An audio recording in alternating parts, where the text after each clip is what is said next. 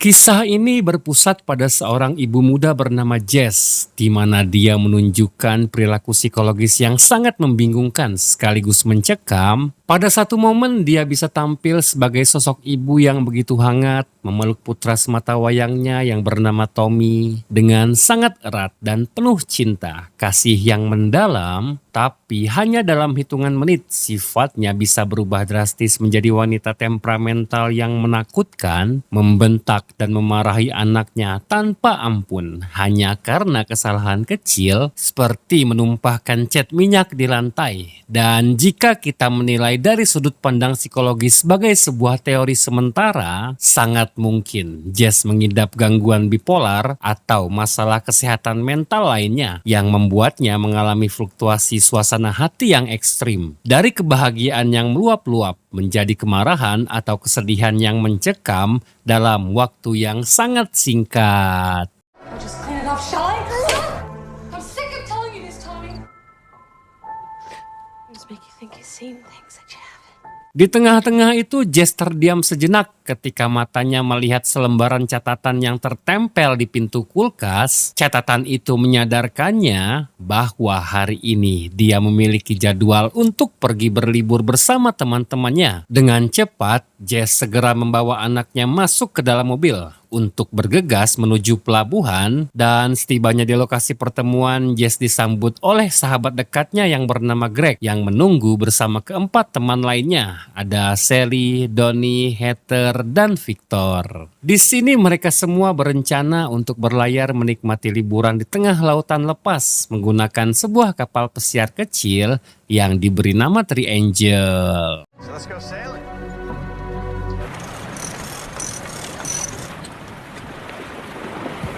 Beberapa jam berlalu dan kapal mereka sudah berada jauh di tengah lautan yang biru. Namun sebuah kejanggalan muncul. Anda mungkin bertanya-tanya di mana anak Jess yang sebelumnya ikut bersama dalam mobil. Pertanyaan serupa juga dilontarkan oleh Greg pada Victor. Mereka bingung kepada siapa Jess menitipkan anaknya hingga dia bisa datang sendirian. Sebelum keberangkatan, Jess sempat berdalih bahwa anaknya sedang berada di sekolah, yang padahal kenyataannya hari itu adalah hari Minggu. Hal yang paling menimbulkan tanda tanya adalah gestur tubuh Jess sejak di pelabuhan. Dia terus menunjukkan sikap gelisah, linglung dan pandangan mata kosong layaknya seorang yang sedang menyembunyikan sebuah rahasia gelap yang sangat berat.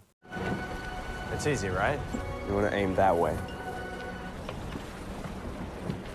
Ketenangan di atas kapal mendadak hancur saat sebuah fenomena alam yang aneh terjadi. Angin laut yang segar tiba-tiba berhenti berhembus, menciptakan keheningan yang terasa sangat mencekam. Tak lama kemudian, gumpalan awan hitam pekat muncul di ujung cakrawala, bergerak dengan cepat membawa badai ganas yang mengarah tepat kepada mereka. Sinyal radio dan komunikasi terputus total. Mereka terjebak dan harus menghadapi amukan badai tersebut tanpa pertolongan. Naas badai itu memakan korban, Heather tersapu oleh gulungan ombak raksasa dan hilang tak berbekas di telan lautan.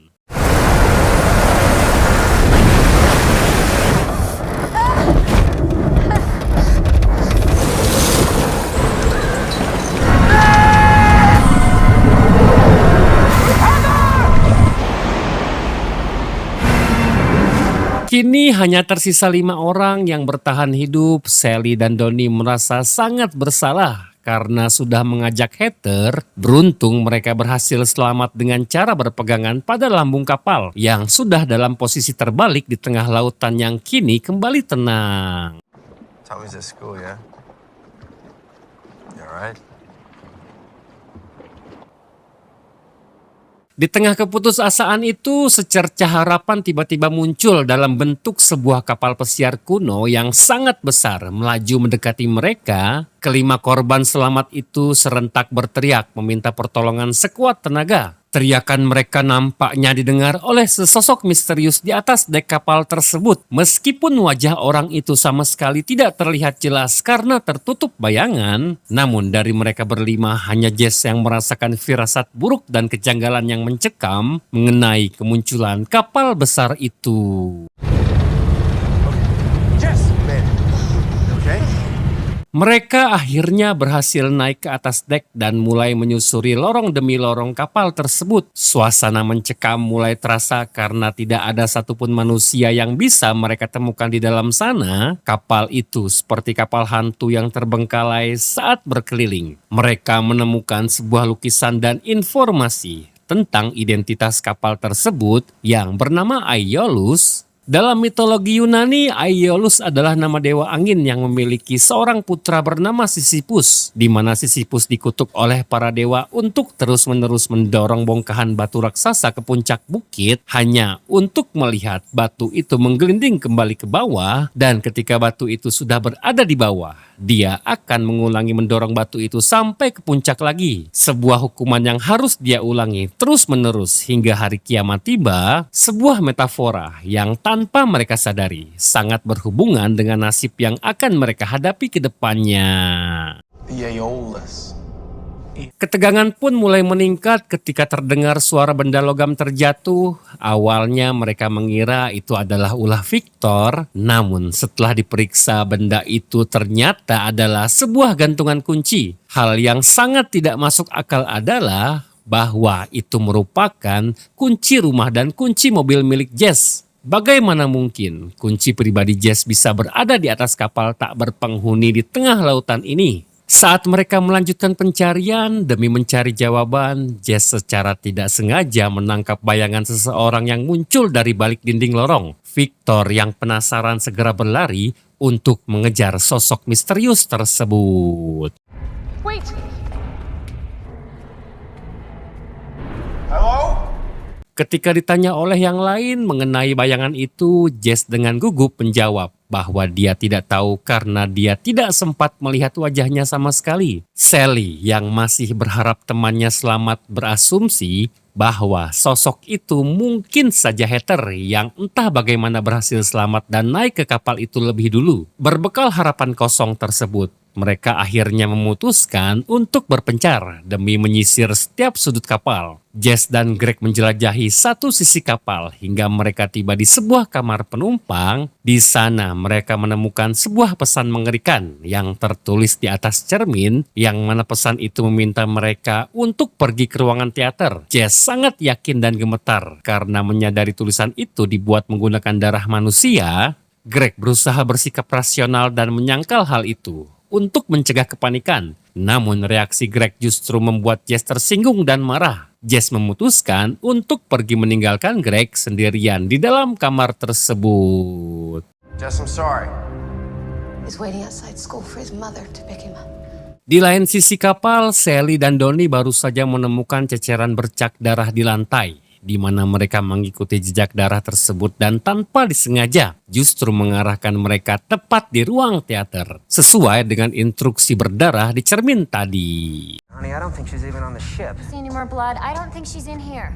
Sementara itu, Jess yang kini berjalan sendirian memasuki ruangan restoran kapal mewah yang dipenuhi oleh hidangan makanan yang kondisinya sudah membusuk parah. Tiba-tiba dari arah yang tidak diduga, Victor dalam kondisi bersimbah darah muncul dan langsung menyerang Jess dengan brutal. Jess yang panik namun masih memiliki refleks yang baik berhasil mempertahankan dirinya dan mengalahkan Victor dengan cara menekan luka yang entah bagaimana sudah ada di kepalanya Victor.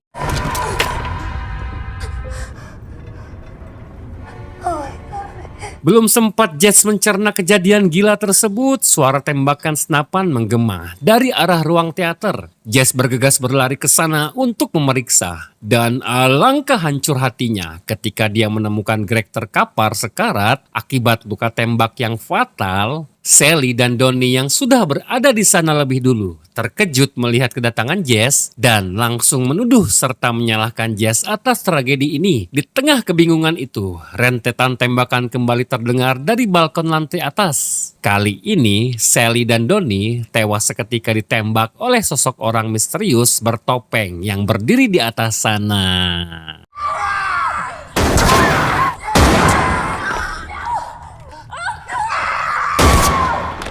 Jess berhasil meloloskan diri di tengah kekacauan itu. Jess pun berlari sekencang-kencangnya hingga masuk ke ruangan dapur dan mengambil sebilah pisau untuk berjaga-jaga. Tak lama, dia pun sadar kalau orang bertopeng itu sudah ada di sana. Secara perlahan, Jess pun berjalan menyusuri lorong demi lorong hingga sampai di lantai atas. Sampai akhirnya, Jess pun dihantam popor senapan si orang bertopeng. Dan ketika Jess berhasil di pojokan, lalu yang terjadi...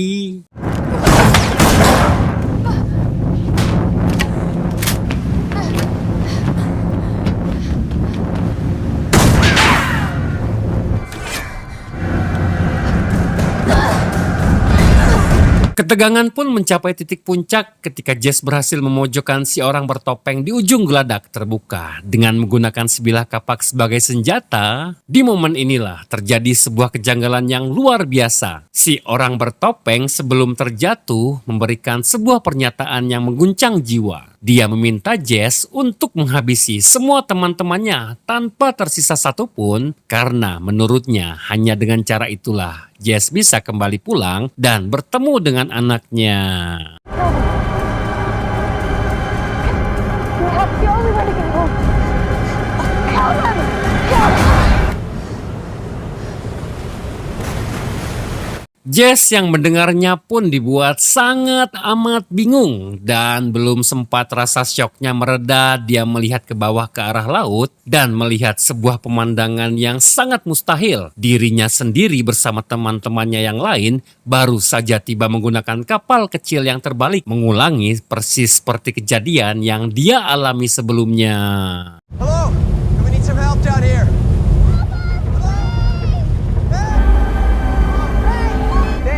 There, over there, I can see somebody. Pada momen ini, fakta mengerikan terungkap. Sosok misterius yang berdiri di atas kapal dan melihat mereka meminta tolong di awal cerita tadi ternyata bukanlah orang lain, melainkan adalah Jess sendiri dari garis waktu yang berbeda. Jess akhirnya menyadari bahwa dia sudah terjebak dalam sebuah labirin waktu tanpa ujung. Sebuah fenomena mengerikan yang dikenal sebagai time loop atau lingkaran waktu, di mana semua kejadian ini akan terus berulang bagaikan kutukan Sisyphus yang mendorong batu ke puncak bukit. Saat kelompok Jess yang baru mulai menaiki kapal itu, Jess yang kini menyadari situasinya berusaha keras untuk bersembunyi dari penglihatan mereka. Di saat mereka mulai berkeliling, Jess yang bersembunyi tanpa sengaja menjatuhkan kunci rumahnya. Ya, ternyata selama ini dirinya lah yang menjatuhkan kunci tersebut dan dirinya jugalah sosok yang dilihat muncul dari balik dinding oleh dirinya sendiri pada siklus sebelumnya. Sama seperti pola yang sebelumnya, Victor dari kelompok baru pun langsung mengejarnya keluar. Maybe someone must think that it is, but the ship's not deserted. Ketika mereka bertemu, Victor merasa bingung bagaimana bisa Jess berada di sana. Jess dengan frustasi berusaha menjelaskan tentang kutukan lingkaran waktu yang sedang mereka alami sekarang. Namun karena Victor menganggap Jess sudah hilang akal dan hanya tertawa menyepelekan penjelasannya, karena panik dalam meyakinkan Victor, sebuah kecelakaan fatal terjadi. Jess secara tidak sengaja mendorong tubuh Victor dengan keras hingga kepala bagian belakang pria itu tertusuk benda tajam yang tertancap di dinding kapal itu.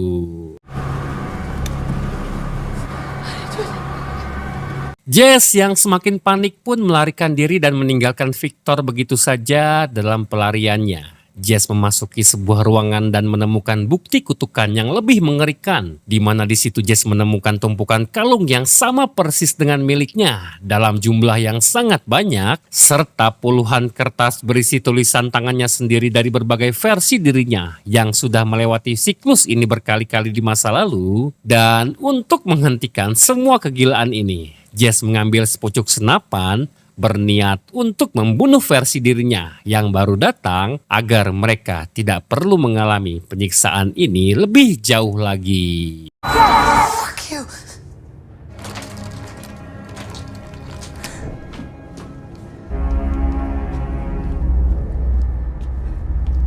Untuk pertama kalinya, dia berhadapan langsung dengan dirinya sendiri dari siklus yang baru menginjakan kaki di dalam kapal itu. Tapi saat moncong senjata telah diarahkan, hati nuraninya mencegahnya. Dia tidak sanggup menarik pelatuk untuk menghabisi nyawanya sendiri dan mengurungkan niatnya tersebut.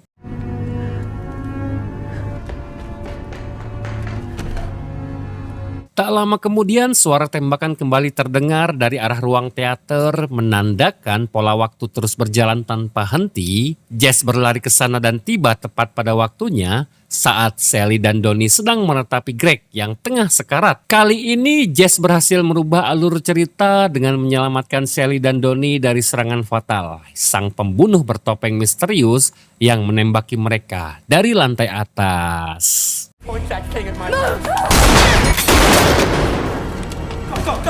Karena identitas pembunuh bertopeng pada siklus ini masih belum diketahui secara pasti oleh mereka, Jess meminta Sally dan Donnie untuk bersembunyi di lorong. Dia memberikan sepucuk senapan pada mereka untuk berjaga-jaga, sementara dirinya akan pergi untuk menjemput Victor yang sebelumnya dia tinggalkan dalam keadaan terluka di dekat ruangan restoran. Namun setelah Jess pergi, fakta paling mengguncang terungkap tentang siapa sosok di balik topeng tersebut pada siklus saat ini. Seperti yang mungkin sudah bisa Anda tebak, pembunuh bertopeng itu adalah Jess, versi lain yang sudah mencapai tingkat keputusasaan yang paling ekstrim. It's me, Jess. Where's Victor? He's dead. Entah bagaimana alur pikirannya terdistorsi dan apa motivasinya. Jess versi psikopat ini menggiring Sally dan Donnie ke dalam sebuah kamar nomor 237. Di mana Jess versi psikopat ini dengan sangat brutal menyerang mereka berdua. Donnie tewas seketika di tempat. Sementara Sally yang masih terluka parah masih berusaha merangkak keluar menyelamatkan diri dari sana.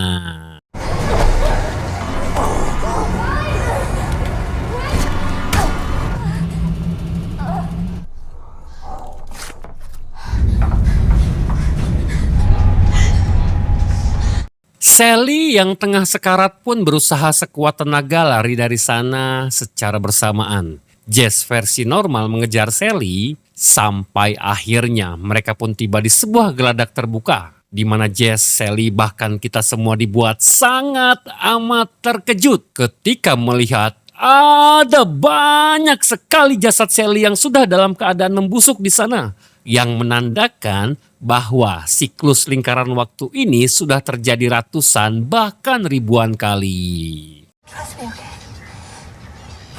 Why are you doing this? It wasn't me, Sally. I need to. Bukan hanya Sally yang mendapatkan kejutan mengerikan, Jess utama kita juga melihat versi dirinya yang lain sedang membuang Jess versi bertopeng ke lautan. Tak lama, dua versi Jess pun bersamaan sedang menatap Jess dan kawan-kawan baru yang datang. Lalu berteriak-teriak kegirangan meminta tolong dari atas perahu yang terbalik. Kesimpulan mengerikan pun tercipta dalam benaknya di mana fenomena time loop atau lingkaran waktu ini benar-benar sebuah lingkaran setan yang terus berputar tanpa ada ujungnya, sebuah neraka abadi di tengah lautan yang tidak bisa dihentikan dengan cara yang biasa.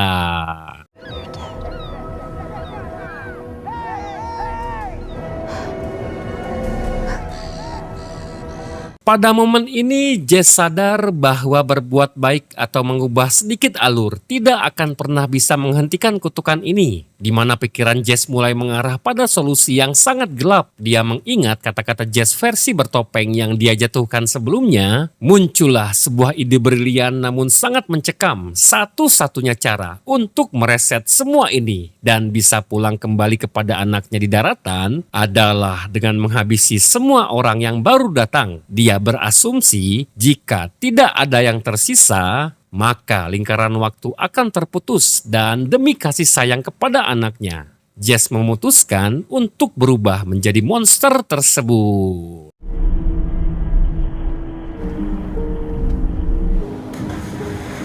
Pada akhirnya terungkaplah rahasia besarnya. Motivasi Jess menggunakan penutup kepala adalah untuk menyembunyikan identitasnya saat membantai teman-temannya sendiri demi bisa pulang, dan dirinya lah juga yang membuat tulisan darah di cermin agar semua orang berkumpul di satu tempat, yaitu ruang teater untuk dieksekusi secara massal. Dan dirinya lah juga yang menembak Greg tanpa ampun dan menciptakan adegan kejar-kejaran menegangkan antara dirinya dan Jess dari versi yang lain. Tapi ada satu detail fatal yang dilupakan oleh Jess saat memutuskan untuk menjadi pembunuh. Dalam takdir lingkaran waktu itu, psikopat bertopeng selalu ditakdirkan untuk kalah dan tercebur jatuh ke lautan lepas.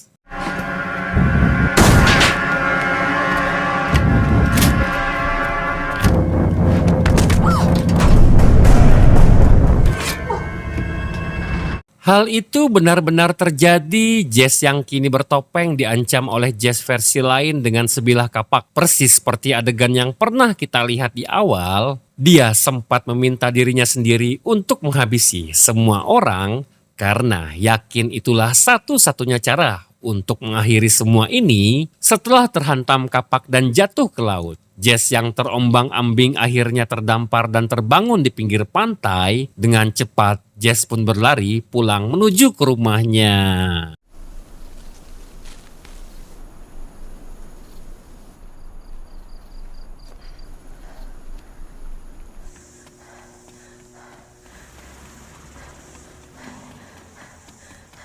Setibanya di rumah, dia pun mengintip dari balik jendela dan akhirnya melihat penyebab utama atau bisa dibilang dosa utama mengapa dirinya harus mengalami kutukan dan mimpi buruk ini, di mana ternyata Jess adalah sosok ibu yang memiliki watak yang sangat kasar. Dia melihat dirinya sendiri di dalam rumah sedang menampar dan membentak sang anak semata wayangnya hanya karena gara-gara sang anak menumpahkan cat minyak di lantai, yang mana ini merupakan adegan yang sempat kita lihat di awal film tadi.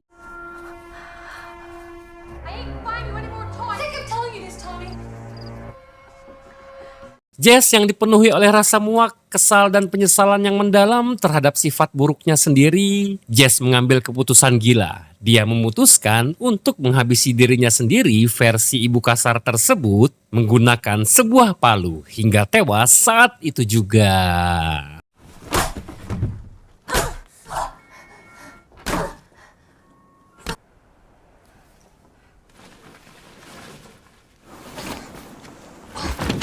Setelah menyingkirkan jasadnya sendiri, Jess mengambil kertas jadwal liburan dari kulkas lalu mengajak anaknya pergi menggunakan mobil. Dan kini kita tahu bahwa Jess yang kita lihat selama ini berada di pelabuhan dan di atas kapal adalah Jess yang baru saja menghabisi dirinya sendiri. Alih-alih akan memperbaiki semuanya dengan mengakhiri mimpi buruk ini dan hidup bahagia bersama sang anak, takdir berkata lain. Di tengah perjalanan, Jess dan sang anak justru mengalami kecelakaan lalu lintas yang sangat hebat saat sebuah truk besar menabrak mobil mereka yang sedang menghindari seekor burung.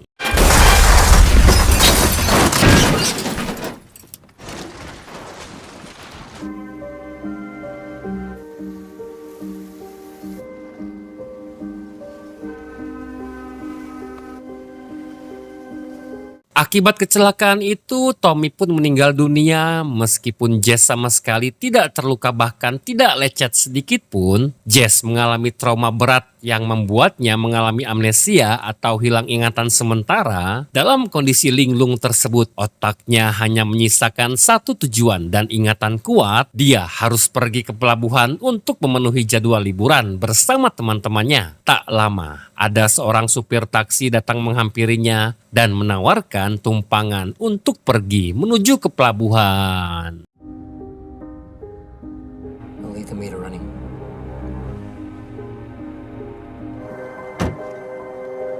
Sampai sini semuanya menjadi masuk akal dan menjelaskan mengapa Greg serta teman-temannya cukup heran dengan sikap Jess di awal cerita yang nampak kebingungan. Bukannya berduka atas kematian anaknya, dia benar-benar lupa tentang kecelakaan itu. What is it? Are you okay? You sure? He's tired. Dengan tatapan kosong, Jess melangkah naik ke atas kapal Triangle, siap menuju ke tengah lautan untuk bertemu kapal Aeolus. Pada akhirnya fenomena lingkaran waktu ini akan terus berlanjut dan terus berputar-putar menyiksa Jess untuk menebus dosa-dosanya tanpa akan pernah ada habisnya hingga akhir zaman.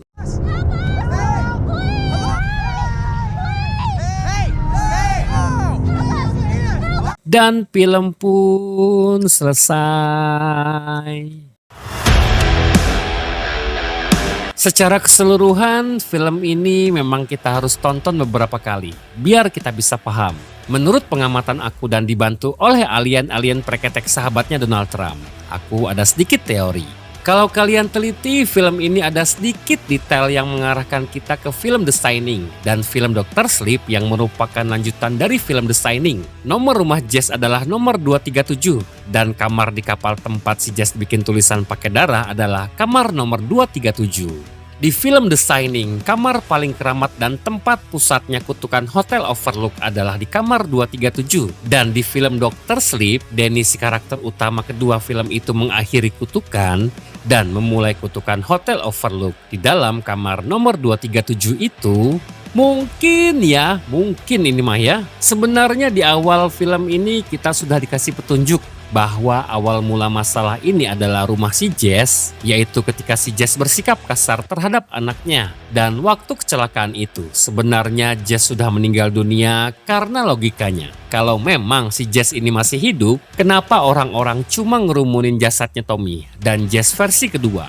Dan Jess utama masih bersih tanpa lecet sedikit pun. Dan di kecelakaan itu, kita juga dikasih detail kecil, tapi sangat jelas. Kita diperlihatkan ada seorang anak yang lagi megang drum yang sama dengan drum yang ada di kapal Aeolus. Nah, kemungkinan si supir taksi yang merupakan representasi dari malaikat maut itu menggiring si Jess atau arwah Jess ini masuk ke dalam lubang kutukan Sisyphus yang aku jelaskan sebelumnya. Tapi kalau kalian ada teori lain bisa ditulis di kolom komentar. Kita diskusi sehat bareng-bareng ya. Kali aja teori kalian lebih masuk akal. Ya udah segitu dulu, sampai ketemu di video selanjutnya. Aku Tigor, pamit undur diri. Assalamualaikum.